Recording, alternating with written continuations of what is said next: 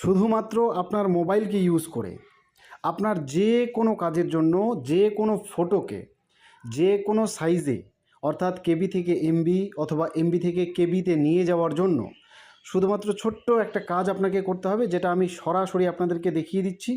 আপনারা একটু মন দিয়ে দেখলেই যে কোনো সাইজের ফটোকে যে কোনো সাইজে এমবি থেকে কেবি বা কেবি থেকে এমবিতে কনভার্ট করে বিশেষ করে অনলাইনে অ্যাপ্লিকেশনের কাজগুলোতে আপনারা আপলোড করতে পারবেন। তো কিভাবে সেই কাজটা করবেন চলুন দেখে নিই। প্রথমে আপনাকে যেতে হবে গুগল প্লে স্টোরে।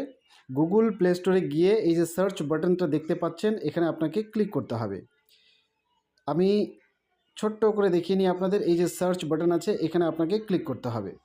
এখানে ক্লিক করে আপনি এখানে লিখবেন কিউ রিডিউস লিখে সার্চে ক্লিক করে দেবেন। সার্চে ক্লিক করার পর এই যে দ্বিতীয় অপশনটা যা আসলো কিউ রিডিউস, এটা এখানে আপনাকে ইনস্টল করে নিতে হবে।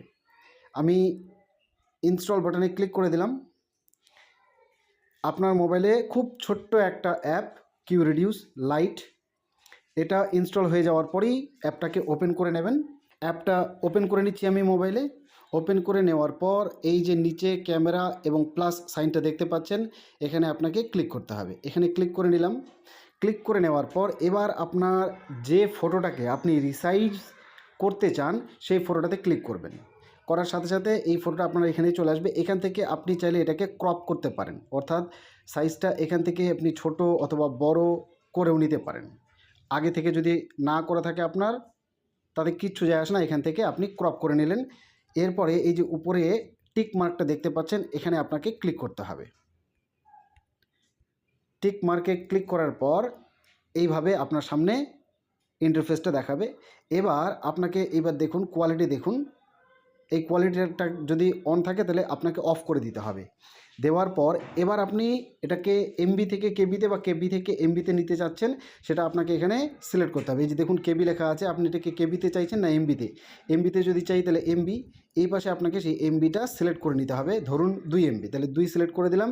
এবার নিচে যে কম্প্রেস লেখাটা আছে, কম্প্রেস, এখানে ক্লিক করে দেবেন কম্প্রেসে, তাহলেই আপনার ফটোটা এমবিতে চলে আসবে। এবার যদি আপনি এটাকে কেবিতে চান তাহলে আবার এখানে ক্লিক করবেন, কেবি করে দেবেন এবং কত কেবির মধ্যে চান। ধরুন আমি এই ফটোটাকে চাই 150 কেবি, 150 কেবির মধ্যে টাইপ করে দিলাম।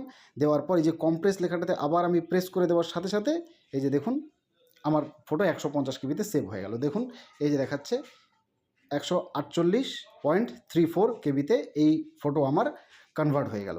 এরপরে আপনি আবার ব্যাক হয়ে চলে যাবেন, কিউ রিডিউস ফাইলে গিয়ে আপনার এই ফাইলটাকে আপনি পেয়ে যাবেন। এই যে দেখুন এই যে কিউ রিডিউস লেখা রয়েছে, এই যে কিউ রিডিউস লেখা রয়েছে, এখানে আপনি আপনার যে সাইজে ফটোটাকে সিলেক্ট করলেন সেই সাইজে চলে এসেছে।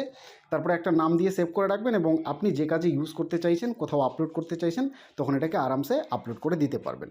আশা করি ভিডিওটি প্রত্যেকটি ভিউয়ার্সের বর্তমানে পশ্চিমবঙ্গের যারা অ্যাপ্লাই করছে ডোমিসাইল সার্টিফিকেট নিয়ে, কিংবা হচ্ছে বার্থ সার্টিফিকেট নিয়ে, কিংবা অন্য যে কোনো কাজে, সেখানে অনেকগুলো ডকুমেন্টসকে আপলোড করতে হচ্ছে। আমরা যখন মোবাইলে ফটো ক্লিক করি তখন সেটা 5, 6, 7, 10 এমবি অবধি হয়ে যায়, সেটাকে কেবিতে কনভার্ট করতে হয়।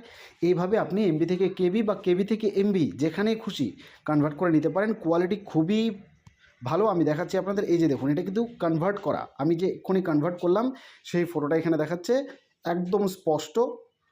আশা করি ভিডিওটা আপনাদের হেল্প করবে। যদি মনে হয় যে হেল্পফুল, তাহলে সবার মাঝে ছড়িয়ে দেওয়ার অনুরোধ রাখছি।